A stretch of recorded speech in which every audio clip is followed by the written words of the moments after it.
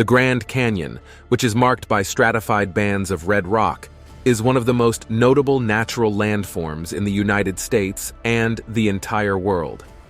Nicknamed the basement of history, it is an embodiment of rock layers, with each rock representing a distinct prehistoric period since the Earth's genesis.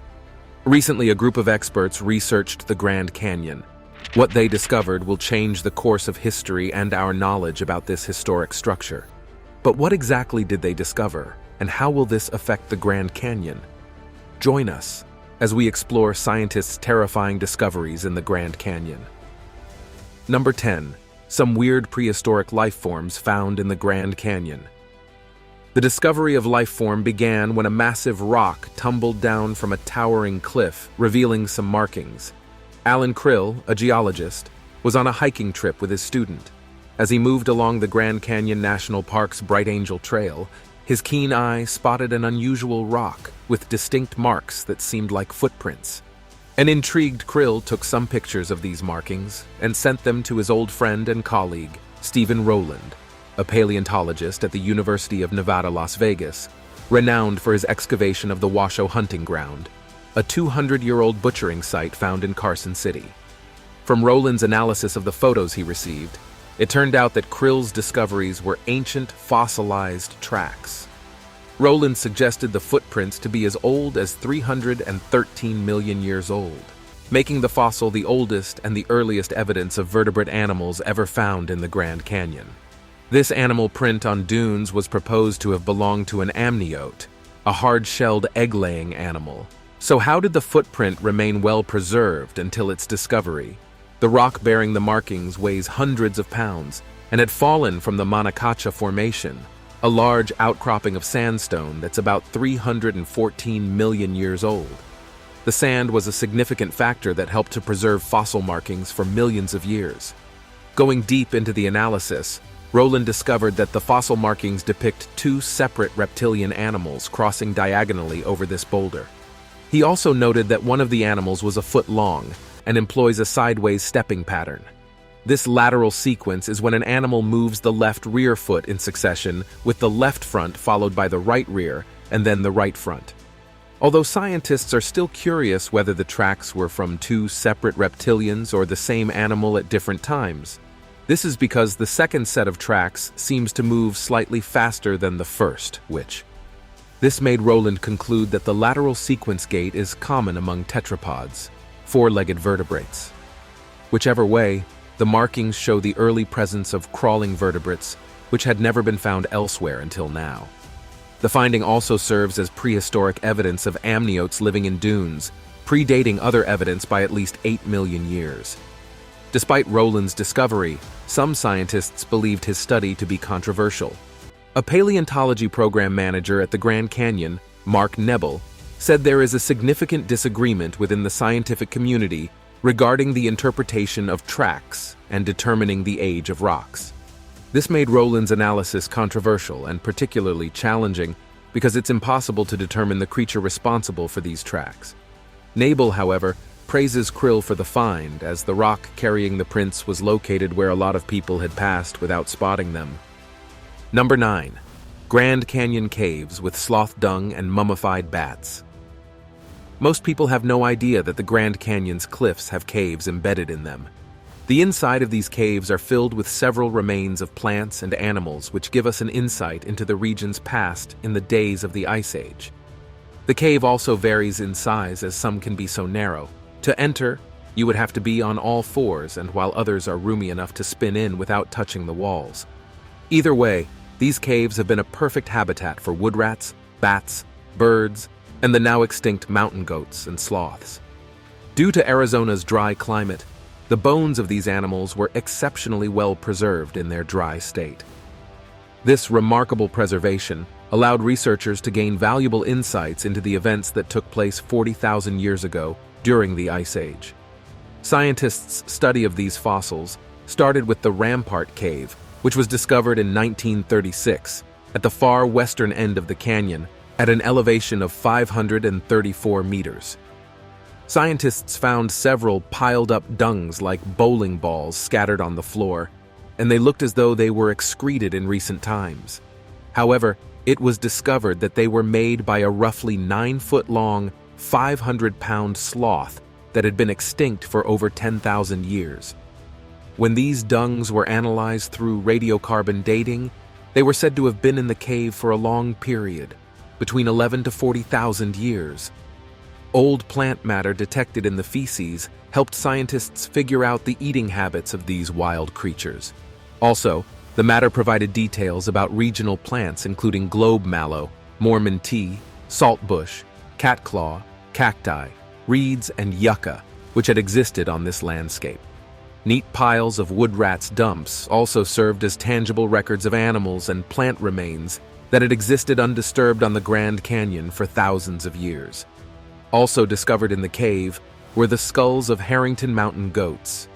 Paleontologist Chester Stock, in the 1930s, was the first to describe these animals, believing they had existed for at least 19,000 years and disappeared alongside the Shasha ground sloth, a distinct giant hairy Nothrotheriops. Also, he recorded that Harringtons were a smaller, short-haired version of the modern mountain goat. The cave also houses mummified bats, including condors, that are exceptionally well preserved. According to Steve Emsley, a biology professor at the University of North Carolina, Wilmington, some condors and their tissues are preserved so effectively that even the skin and other details are intact on certain bones. Emsley, an expert on birds, explored the caves alongside Mead, an anthropologist. When Emsley conducted chemical analysis on the dried-out tissue remnants of the condors, he found that the Grand Canyon condors likely fed on megafauna which later became extinct. This extinction caused death to the mummified bats. Number 8. The Colorado River is almost dried up. The Colorado River originates in the Rocky Mountains in the southwestern United States, with a distance spanning approximately 1,450 miles. It flows through deep canyons and rugged terrain, carving out stunning landscapes along its course. One of the most famous sections of the river is the Grand Canyon, where its powerful force has shaped a breathtaking natural wonder. The river channels water through deserts, waterfalls, and canyons and runs across the lush wetlands by a vast delta in Mexico and into the Gulf of California as it flows through the Grand Canyon, where it's utilized for kayaking, canoeing, and excursions. Unfortunately, scientists have discovered that the river will soon dry up if proper measures are not taken. Environmentalists believe that the problem has been building for decades, but has come to a head in recent years because the major reservoirs on the river have fallen to dangerously low levels. Because the western states build dams and divert flow into cities such as Los Angeles, Phoenix, San Diego, and other fast-growing cities. This has decreased inflow into the former Grand River. One of these dams created is the Glen Canyon Dam. Engineers may be satisfied that the dam diverts the Colorado River, but environmentalists believe it's been nothing but a danger to the river since its creation. The river still flows fine at the Grand Canyon, and boaters are still seen cruising across Nevada and Arizona's Lake Mead, which is the largest reservoir in the United States by water capacity. But at the lake's edge, lines of the rock walls are visible, showing the water level is far below where it was once. The Glen Canyon is 50 years old and is the force responsible for the creation of Lake Powell. Lake Powell is a man-made reservoir created by the flooding of the Glen Canyon Dam. And even though the dam was created for a hydropower boost, the water levels are too low to produce any. And if this continues, water will not be able to flow down the river due to the dam's positioning, which would have a negative impact on the water supply for the people of California, Arizona, Mexico, and even Nevada. This prompted environmental groups to call on politicians to invest in reshaping the Glen Dam's plumbing system. With an update in the dam system, there will be enough room for water to flow into the Colorado River. Hopefully, this is done soon before we lose one of the world's natural wonders. Number 7. Uranium deposit found in the Grand Canyon. The Grand Canyon is a spiritual and cultural homeland to at least 11 Native American tribes. One would think a place like this would be safe from something like uranium contamination, but the reverse is the case. There are numerous uranium mines and hundreds of mining claims located outside the boundaries of the park, posing a serious threat to the preservation of this extraordinary gorge. Uranium deposits are located deep within layers of sandstone, siltstone, and mudstone throughout the Southwest. In the Grand Canyon region specifically, uranium ore is found in geological formations known as breccia pipes, a region that first attracted miners in the 1870s. The history of uranium mining near Grand Canyon National Park dates back to the 1950s, when operations began at Orphan Mine, located just 2 miles from Grand Canyon Village. Over the years, a total of at least 8 uranium mines have operated close to the park. Among them is the currently active Canyon Mine, which has been renamed Pinyon Plain Mine, the highest-grade uranium mine being developed in the U.S. This mine poses a threat to the springs inside the Grand Canyon. During the mid-2000s, there was a significant increase in the price of uranium, prompting companies to flock to the Grand Canyon region in search of opportunities to extract its relatively small quantities of high-grade ore. By the end of the decade, thousands of mining claims had been established on public lands surrounding Grand Canyon National Park. With the collective efforts of anglers, local governments, hunters, and native communities, a successful campaign was carried out to secure a temporary mining ban in the vicinity of the Grand Canyon.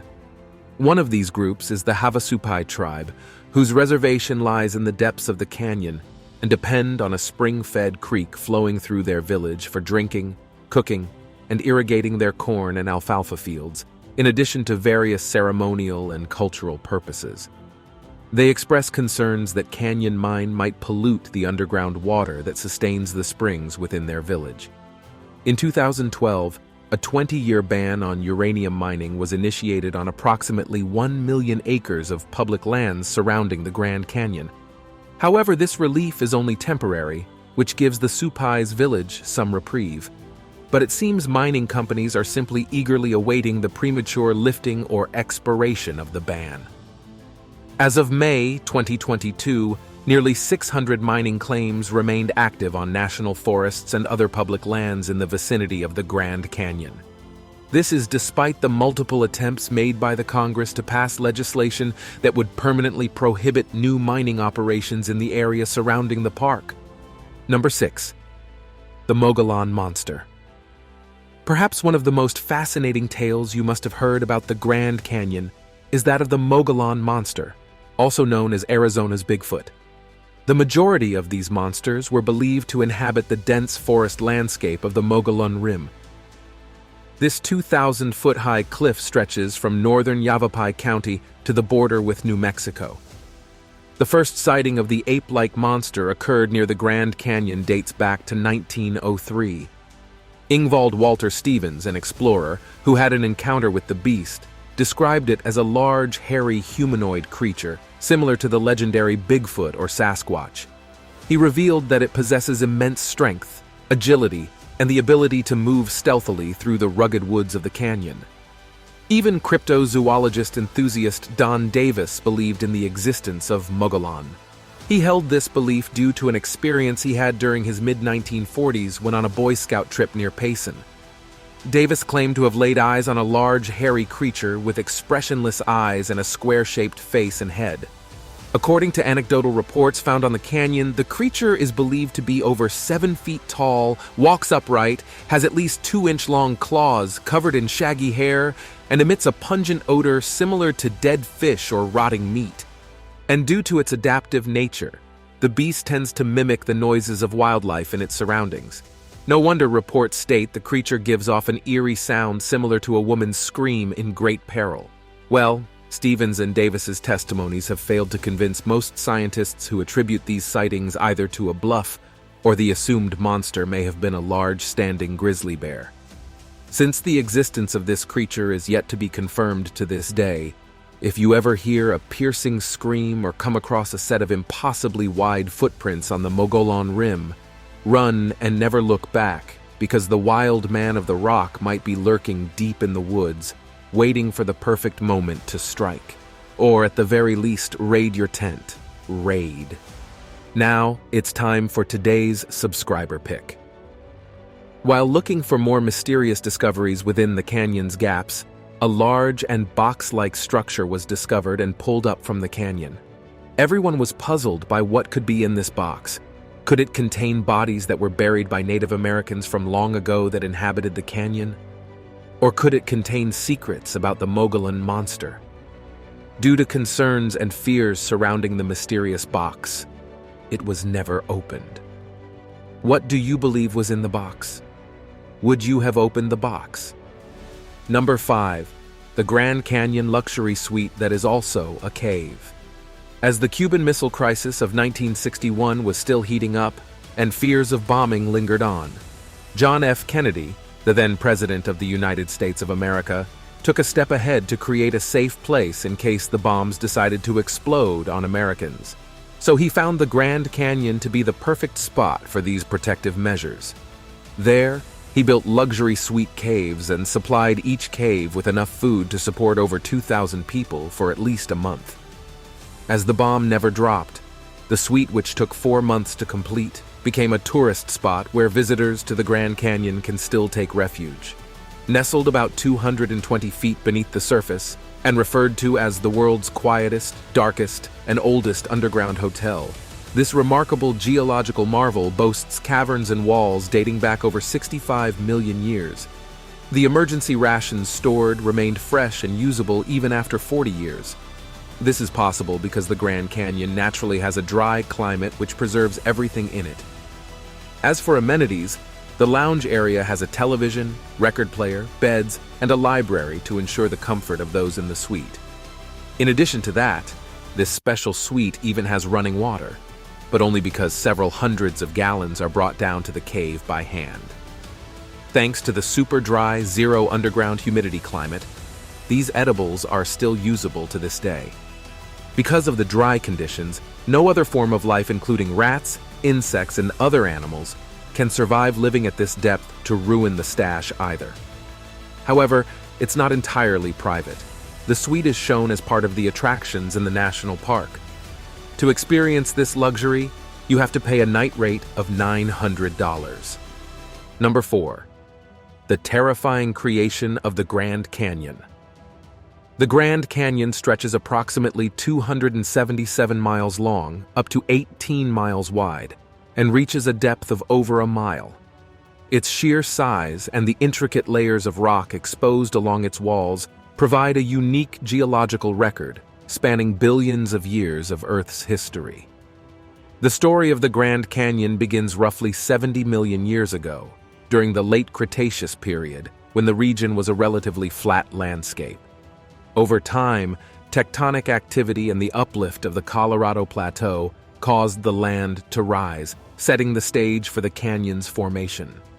Around 6 million years ago, the Colorado River, which flows through the region today, started to carve its way through the rising plateau. As the river cut deeper and deeper into the rock layers, it exposed a wide range of geologic formations, showcasing millions of years of Earth's history. As the Colorado River continued to flow, it eroded the layers of sedimentary rock, primarily composed of sandstone, limestone, and shale, that make up the canyon walls. While the river was the main driver of the Grand Canyon's formation, other factors also played a role. Climate changes over millions of years influenced the rate of erosion, with colder periods increasing the power of glaciers and freeze-thaw cycles, and warmer periods allowing for more abundant water flow. Additionally, the presence of harder rock layers, such as resistant sandstones, slowed down erosion in some areas, resulting in the formation of dramatic cliffs and steep slopes. Visitors to the Grand Canyon can witness the ongoing process of erosion as the Colorado River continues to shape and reshape this remarkable natural wonder. It stands as a testament to the dynamic forces of nature and serves as a vivid reminder of the Earth's geological past. Number 3. The case of disappearing and reappearing bodies. In 2021, a body was found at the Grand Canyon, about 430 feet below the rim at Havasupai Point. The body was believed to belong to a 45-year-old Hungarian man, Gabor Berci Tomsanyi. After his family reported that he was missing to the Las Vegas police, the police swung into action. While on the lookout, they found the Hungarian man's car and belongings at the Park Visitors Center. As they searched further, his body was found 131 meters below the rim of the canyon. This was a shock to those involved in the search, however. What startled them even further was the discovery of another body in close proximity.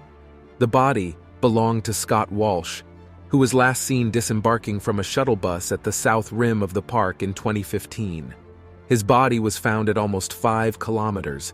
The clothing had blended in with the surroundings, and the body was positioned in a way that made it almost undetectable. No one knows why the authorities couldn't find these bodies earlier. Then, a discovery answered everything. You see, the Grand Canyon is often referred to as a layer cake of geological history, with its rock formations stacked neatly as they have been for some millions of years. However, deep within the canyon lies a huge gap between rocks that had kept many secrets hidden away from the human eye. Recent discoveries have started to shine light on the mysterious space, which has explained why we keep stumbling on new bodies we never thought existed on the canyon. Number 2. The Tusayan Ruins. The Grand Canyon area has witnessed the lives of many creatures, each with their unique stories. Some pass through fleetingly, while others choose to establish lasting roots. One of those with established roots at the Grand Canyon are the ancestral Puebloans, who are believed to be relatives of the modern-day Hopi, Zuni, and other Puebloan tribes. Data from the 2 rings of juniper trees common among Puebloan dwellings showed that the Tusayan settlement, located a few miles from the southern edge of the Grand Canyon, was built around 1185 AD. With the constructed agricultural fields, communal buildings, established homes, and religious structures in these ancient dwellings, archaeologists had concluded that ancient life in this area dates back to 800 years ago. The Tusayan Ruins is a central plaza surrounded by storage rooms, living quarters, and kivas. The plaza faced south to attract the sun in the cooler seasons. The living quarters consisted of a single story of rock and wood with about 3 or 4 main rooms. Storage rooms held food that was dried to preserve it during harsh winter months. The ruins contain 2 kivas, which are ceremonial structures that modern Puebloans still use for religious ceremonies and festivals to date. Kivas are circular below the ground and accessed by a ladder through a hole in the roof. Many Hopi, who are Native American ethnic groups, believed they entered this world through kivas. But the presence of the Kaibab limestone, a resistant cliff-forming stone, prevented the ancient people from digging very far into the ground to build their kivas. With National Park Service permission, archaeologists from Gila Pueblo in Globe, Arizona, excavated the site in the 1930s. To show their commitment, the group promised to build a museum nearby to interpret the site and agreed that half of any artifacts they uncovered would remain at the Grand Canyon. The built museum, initially called the Wayside Museum of Archaeology, is now the popular Tusayan Museum. It's a small, square, 2-room building made mostly of stone with some wooden beams. It looks like it could have blended in seamlessly with the Puebloan settlement 800 years ago. Since its launch in 1932, exhibits cover both the archaeological and modern history of 5 major tribes within the Grand Canyon. The Havasupai, Hopi, Hualapai, Navajo, and Paiute highlight their enduring and strong historical connections with the area. One of the most significant exhibits is a display of split-twig figurines dating back 2,000 to 4,000 years. Though they were not found at Tusayan Ruin itself, these figurines collected from caves in the Grand Canyon speak to the long human presence at the Grand Canyon and its use by Native Americans. Number 1. The Havasupai Tribe. The Havasupai people, also known as the Havasu Baja, primarily reside in Supai, a tributary canyon within the Grand Canyon. It is one of the smallest American Indian nations in the United States and the only place where mail is sent and delivered by mule. However, their presence extended across a wider region, reaching as far south as Bill Williams Mountain and east to the Little Colorado River. Their actual living location is up and down the vertical layers of the Grand, depending on what the season is like. This means during the fall and winter, they inhabited the Colorado Plateau, located at the canyon's rim, engaging in hunting and gathering activities for sustenance. While in spring and summer, Havasupai families cultivated the Tonto platform, including Indian Garden and other fertile areas, cultivating crops like corn, beans, squash, melons, and pumpkins. Sometimes, families would go up to the plateau to visit their friends and hunt. They often carry out periodic inspections of their farms. To prevent drought, the people constructed shelters alongside the fields to protect their crops from the insects and pests of the region. The tribe's architecture and sleeping pattern is odd. Their shelter is round-roofed, made with thatch, willow, and straight brush. At night, they lay their heads on mattresses, positioning their face to the east, which they believed will help prevent nightmares. Having lived for thousands of years on the canyon, the Havasupai people did not come in contact with any European explorer until Spanish priest Francisco Garces visited Havasu Canyon in 1776. Garces also traveled to the Hopi Mesas, an ancient Pueblo village at the top, and his findings shed light on a secluded Supai village located east towards Moenkopi Wash, well above the Grand Canyon. Also, in the late 1880s, the tribe experienced a Euro-America intrusion. These Euro-America newcomers explored the trail set by the Puebloans, Havasupai, and ancient Hopi. While exploring the Tonto fields, they discovered ancient irrigation ditches and farms which were eventually named the Indian Garden, a name it retains to date. The Supai people's home started to receive more attention when the Santa Fe Railroad opened a path to the Grand Canyon in September 1901. 2 years later, President Theodore Roosevelt visited the canyon and traveled down the Bright Angel Trail. During his descent, he encountered 2 Havasupai individuals who lived with their families at Indian Garden. Roosevelt informed them about an upcoming park that would be established, and they would need to leave Indian Garden. One of the Havasupai individuals followed Roosevelt's request and moved with his family to a cave higher up along the Bright Angel Trail. However, he continued to farm in Indian Garden. The other Havasupai man chose to stay in Indian Garden with his wife. They remained there until they were forcefully removed by the National Park Service in 1928. After this, the United States government confined the Havasupai to a 518-acre reservation in Havasu Canyon, a part of their ancestral home. But this wasn't enough, and the Havasupai demanded more of their lands. That request was granted in 1975, with President Gerald Ford returning 183,000 of Canyon Rim territory back to the tribe. Since then, the locals have adjusted to the new circumstances surrounding their new environment, and their means of survival are based on tourism, farming, and wage labor. We hope you enjoyed this video. We'll see you in the next one.